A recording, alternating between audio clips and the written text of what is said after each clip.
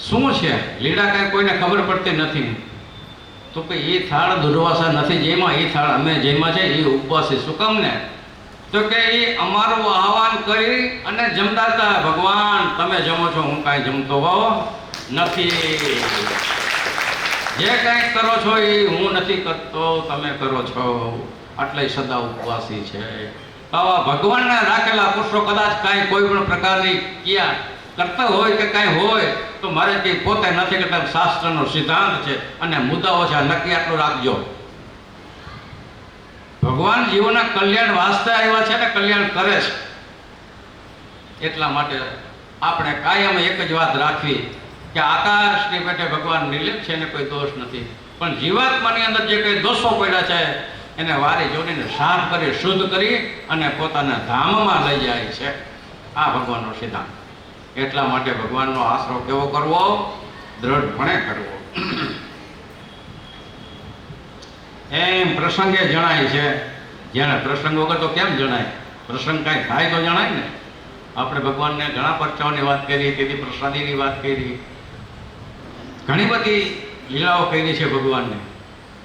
ગામની અંદર કળશની વાત કરી, હરિભગત આવો મોસમની સિઝન, આ વરસાદની સિઝન હતી અને હરિભક્તો ગામના વંથલીના જ મહારાજ આ મોલ અવૈયા આ વેચતા નથી તે પણ ફૂંકાઈ જાય છે, હવે શું કરવું? વરસાદ નહીં થાય તો અમે શું કરશું? મહારાજ તે સમયે મંથલીની અંદર ધાર કહેવાય છે, ધારે પાણા કાઢવા ગયેલા. ધાર આ જે પ્રસાદીનું મકાન હાલમાં આપણે ફૂલવાડી મંદિરની અંદર છે એ પાણા કાઢવા હતા ત્યારે મહારાજ ભેગા ગયા હતા અને હરિભક્તોએ પ્રાર્થના કરી કે મા બાપ આ ફૂંકાઈ જાય શું કરવું? તો જે ભેગા હતા એને નજરે નિહાળીને કીધું કે મહારાજ કે એક માળા આમ ફેરવી, મહારાજ આમ રાખી અને આકાશમાં નહોતી ત્યાંથી કંઈક વાદળી ચડી આવી, રીછડી, એમાં રીછડી લખ્યું કે રીછડી ચડી આવી અને થોડું ઘનઘોર થયો અને મહિનો ગાજો ને હળુરા ઘડીકવારમાંથી બધું પલાળી દીધું. એટલે એ કડી લખીને ભગવાનના કીર્તનમાં જોડાણી કે ભીંજાતા ભીંજાતા નદીએ મંદિરે આવ્યા, ભીંજાતા ભીંજાતા મંદિરે આવ્યા. મહારાજ કે આ બધી લીલા શું કામ ન કરી? ભગવાન શું ભક્તના છે કે અભક્તના છે? અભક્તના નથી હો, કે અભક્તના છે. કોઈથી ભગવાનને સંભાળીને કે એને અર્થે કંઈ કરીને તો એના છે ભગવાન? એના નથી. જીભ સમજાડે ભગવાનને ભજે એના ભગવાન. તો આવા જે ભક્તો હતા ભગવાનને વિશે દ્રઢતાવાળા, તો મહારાજ કે એવી તમારી પ્રાર્થના હું સાંભળું છું, નથી સાંભળતો એવું નથી.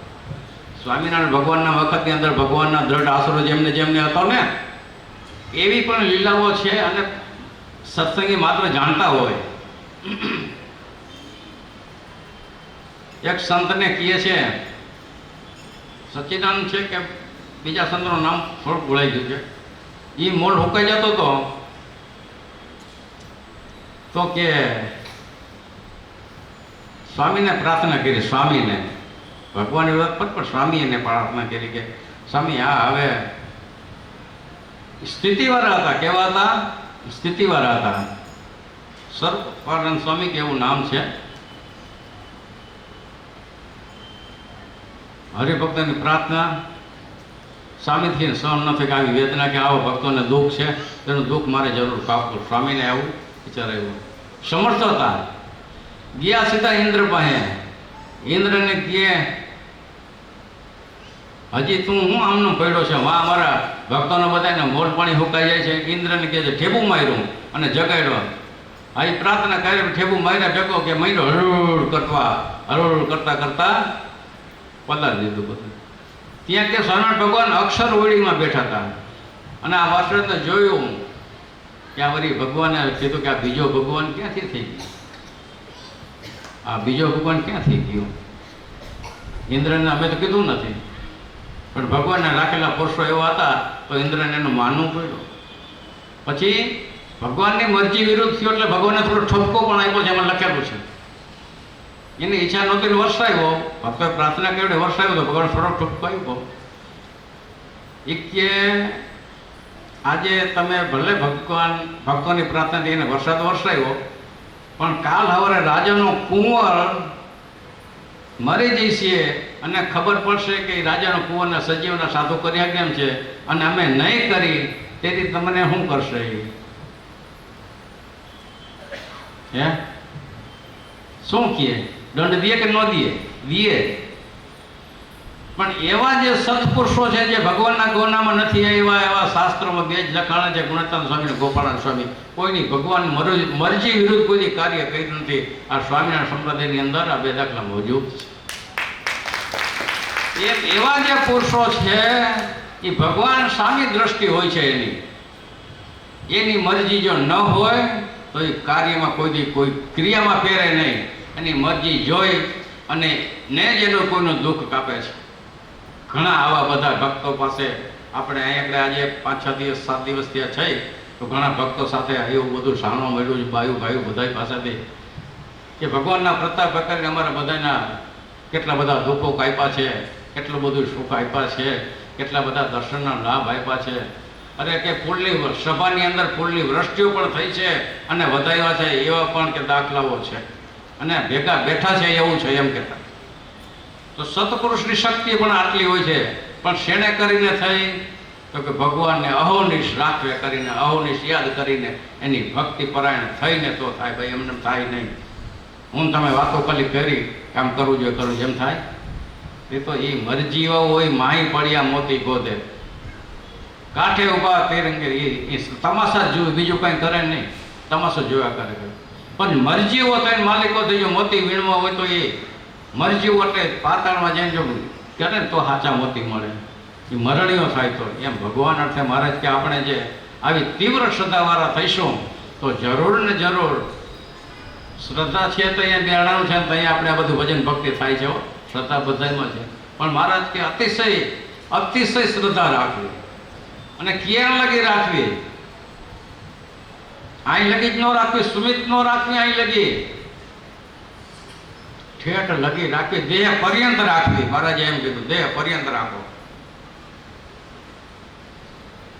છેલ્લે ડંકો લઈને ધામમાં તેડીએ આમાં આવ્યું આગળ હાલ જ આવ્યું બધાએ સાંભળ્યું કે રાજા રાજગાદી ભોગવી પણ અંતે જમના દૂધ લઈ જાય તો શું કામ નો તો મારે કે આપણે આ પ્રત્યક્ષ ભગવાનનો આશરો છે જો ઠેઠ લગી ના હાચવી અને વચમાં ક્યાંક ખરી જવાનું થાય તો આચાર્યજી મહારાજ શ્રીએ કહ્યું તેથી બેદી કંદી પહેલા તો એ કાચી કેરીમાં કાંઈ બીજું ભળે નહીં ઘી ગોળ એમાં ન ભળે એમ ઠેઠ લગી મોક્ષ મેળવવા માટે જરૂર ને જરૂર આપણે ઠેઠ લગી એટલે દેહનો અંત આવે શ્વાસ હોય ત્યાં લગી ભગવાનની ભક્તિ કરવી દેહની ક્રિયા બધું કરવું જ પડશે ને કરી છીએ પણ ભક્તિ કરી લેવી એ મહારાજનો સિદ્ધાંત છે તેવા ભગવાનને ઓળખીને સેવનારા તરી જાય છે તેવા મોટા પુરુષમાં પણ જો નિર્દોષ બુદ્ધિ રાખે તો તે સર્વ દોષ થકી રહિત થઈ જાય છે અને દિવ્યપણાને પામી જાય છે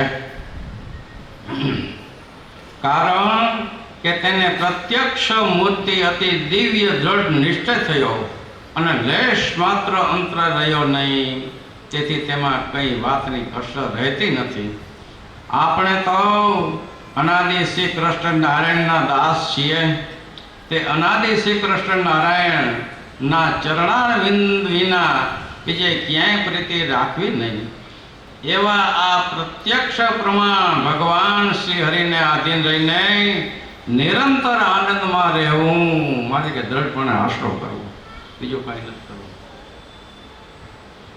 અને કાયમને માટે આનંદમાં રહેવું હવે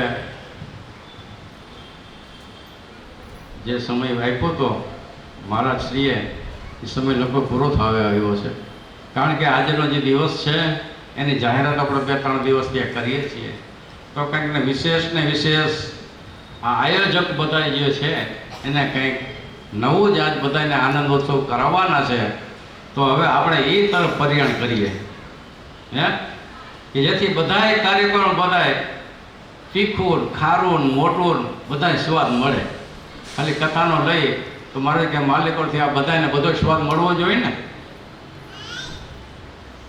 વાજિંત્રને ગાવાવાળાનો મળે રાષ્ટ્રમોનો મળે એ મહારાજ કે એક પછી એક કાર્યક્રમ મળ્યા કરે ખાલી ભજીયા જ ખાઈ ચટણી ખાઈ એમાં અવાજ ન હોય વળી બીજું માથે કાંઈ હોય તો સારું લાગે ને, એમ નખો નખો સ્વાદ લેવો. એટલે એમ ભગવાનની ભક્તિને રાજી કરવાના અનંત પ્રકાર છે. ભગવાનની ભક્તિ કરવાના અનંત પ્રકાર છે. જ્ઞાને કરીને થાય, સમજણે કરીને થાય, રાસ રમ્યો કરીને દિલની ઉર્મી આપીને પણ થાય. તો મારે કે દિલની ઉર્મી આપી અને હવે આપણા આગળ કાર્યક્રમને જે અહીંયાના કરતાર્તાઓ છે તે આગળ તપાવશે. બોલો અનાદિ શ્રી કૃષ્ણ ભગવાનની જય.